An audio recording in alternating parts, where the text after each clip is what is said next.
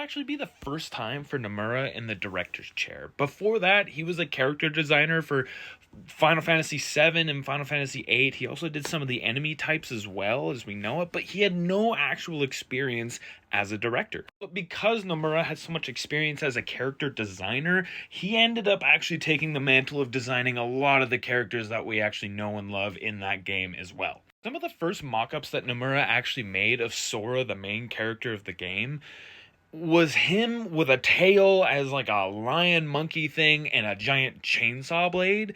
But when that was actually shown to some of the Disney executives, they shut that down pretty quickly because it wouldn't be nearly as kid-friendly as they wanted it to be. But after some initial thought, he ended up coming back to the Disney execs and he changed the weapon to be a giant key and the boy to just be a crazy anime kid.